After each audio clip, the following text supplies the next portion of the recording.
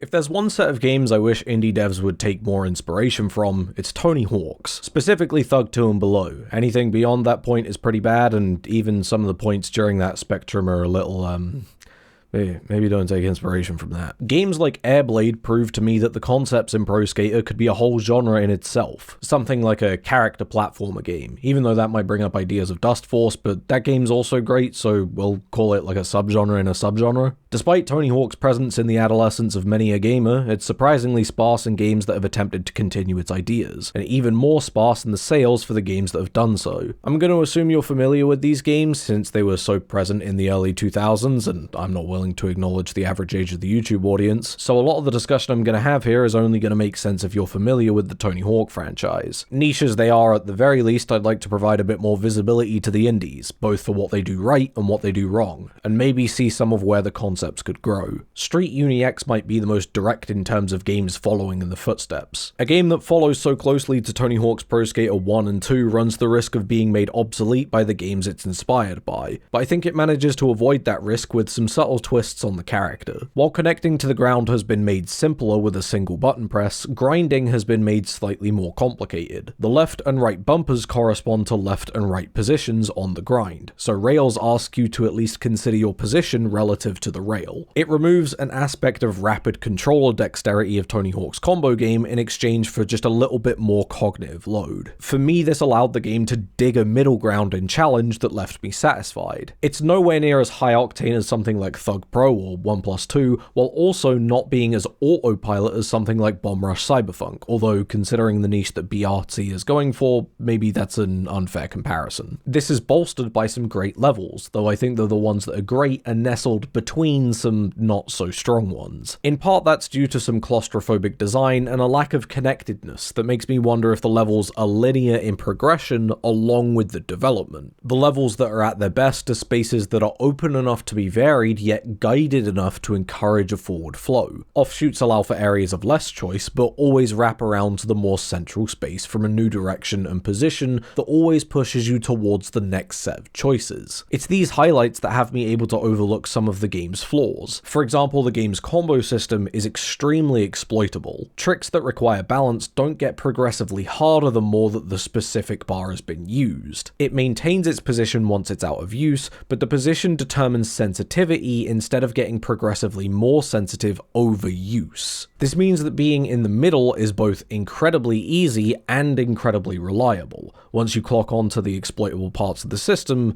it's hard to ignore. This goes alongside some of the other issues like maintaining speed on an upward rail. It's not a huge problem, but it makes levels like School slightly worse by removing its nice forward circular flow. You end up pulling towards the bottom, so you either avoid the space in order to not have your combo stall, or specifically stop your combo at the bottom as you climb back up to the top of the level. This shouldn't overshadow that there are some really fun ideas here, and if I'm being honest, I really like the tutorial. I think it could have been one of the most fun parts of the game, specifically in attempting to complete it without dropping your combo, if it was a little bit easier to maintain and generate momentum. I'm going to be acutely receptive to a game like this, so take this bias with a grain of salt, but despite its short length, I had fun here. I'd love to see this game do well enough to get a sequel, iron out some of the kinks, and maybe lean into some more original formatting. After all, for as much as I like it, I'd hate to see a future game play it safe repeating a formula and potentially failing for all of the same reasons that the old Tony Hawk's Pro Skater games do, the way Wavebreak does. Once again, Wavebreak is fairly derivative. Have a timer, some balance bars, here's a list of things to do. It's more original visually, taking inspiration from early 90s and vaporwave aesthetics, but in terms of gameplay, it feels like it's repeating a lot of the same tricks as Tony Hawk, and it's not doing it any better. I can't put an exact finger on it, but it feels as though the balance bars don't have small resets on sensitivity depending on how it's been used in a combo.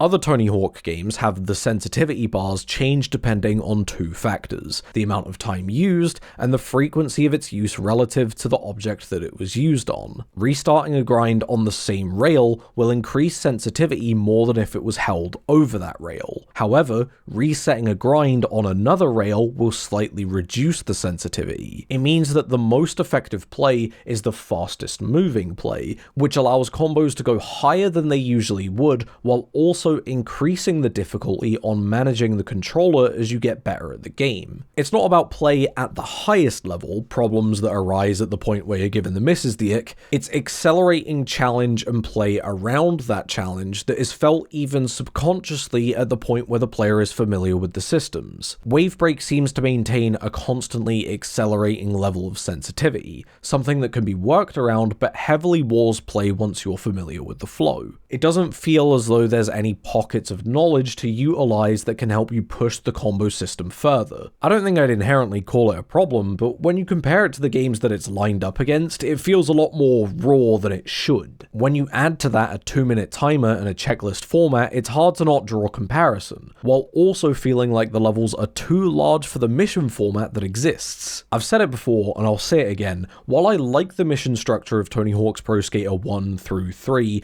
it's far from perfect, and when levels get larger, the problems are exacerbated. Trying to find the location that the game asks you to do a manual across is substantially harder when the place is unmarked, at times indistinct from one area to another, and over a map that's so large there's a good chance you won't even stumble across it by accident. This mission structure is much better than Tony Hawk's Pro Skater 4's mission structure, but uniquely suffers from scope in a way that might have made Tony Hawk's Pro Skater 4's structure with the same missions a much better fit for this game specifically. I'd still much prefer an open format that gives you a timer and a score at the end that if you complete the entire level within the time limit without dropping the combo, you get like a P rank. But that's a pipe dream. For as much as I'd like to tentatively recommend the game, and I still think it's worth having a look at if you have like the Tony hyperfixation, I think it falls short in too many aspects to be worth the amount of money that's being asked for. Not to mention that the game, without much commitment, adds combat to the experience without being considered for why it's included. If that's something that you did want, I'd have to point you in the direction of Hellgate, though it's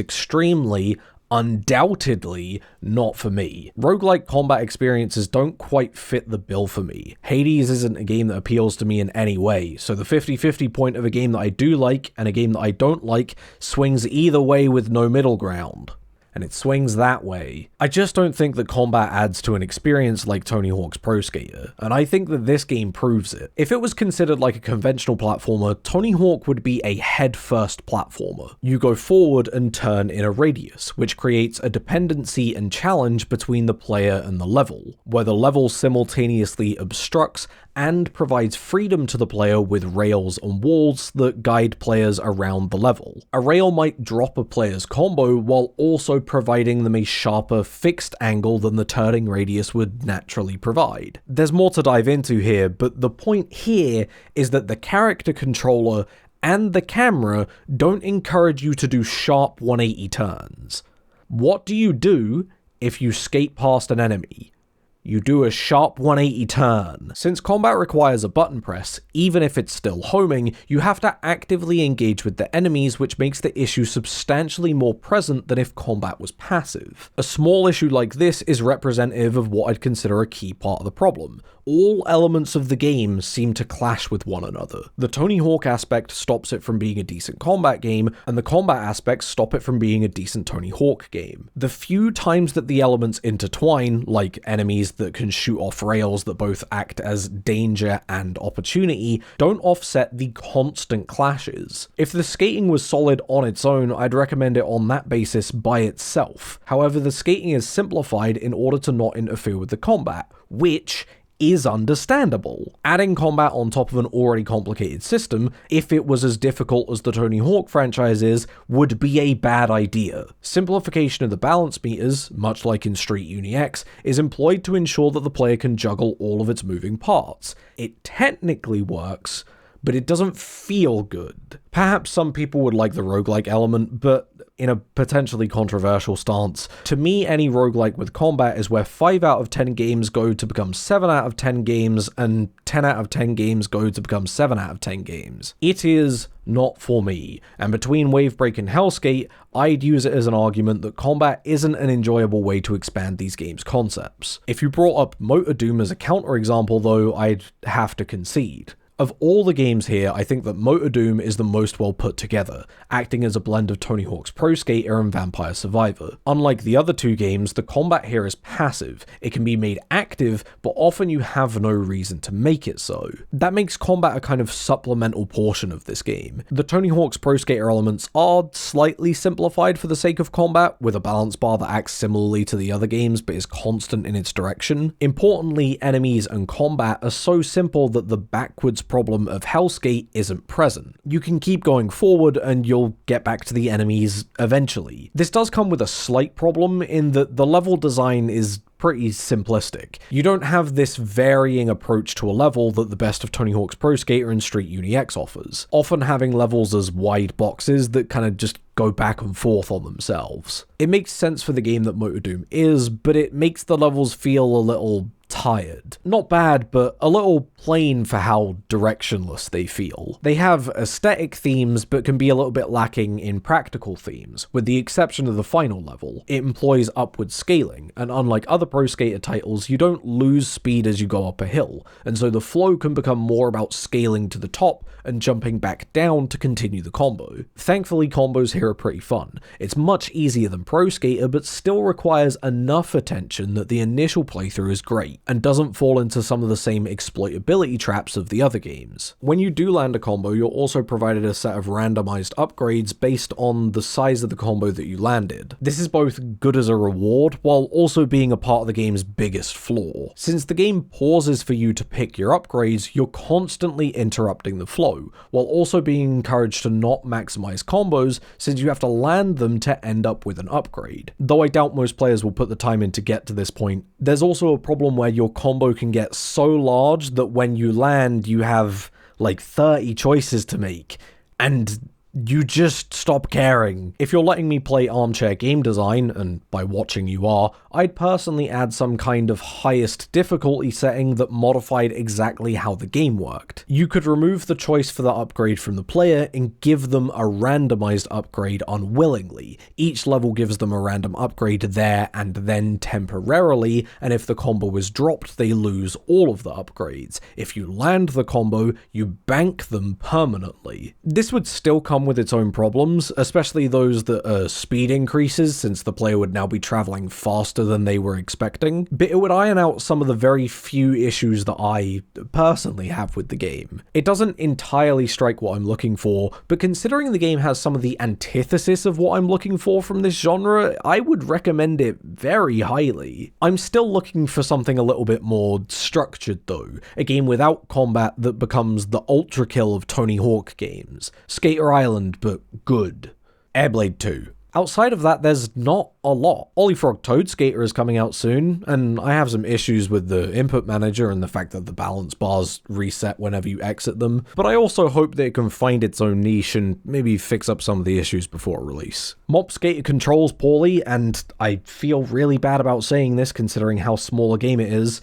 It's a game I strongly don't recommend, despite being someone acutely set up to like a game like this. My big issue with all of these games, though, is a lack of willingness to move its ideas beyond the inspiration. They often fumble in the exact same areas as the Tony Hawk's franchise, while also never reaching the same heights. And even though I think that the success is variable in the cases of Hellgate, Motor Doom, and even to an extent Rollerdrome, it shows to me that a lot more is possible than just taking two ideas that you like and putting them in a blender. In my opinion, the room to grow doesn't come from adding to the ideas of these games mechanically, it comes from restructuring the game that those mechanics are built around. This is why I can't get Airblade out of my head. It's one of the few games which mechanically falls apart at every single hurdle, but frames what was at the time familiar systems in an interesting way. I'm glad all of these games exist, both in where they fail and succeed. If not for the quality of the games themselves, then for the potential foundation that they might be for others in the future.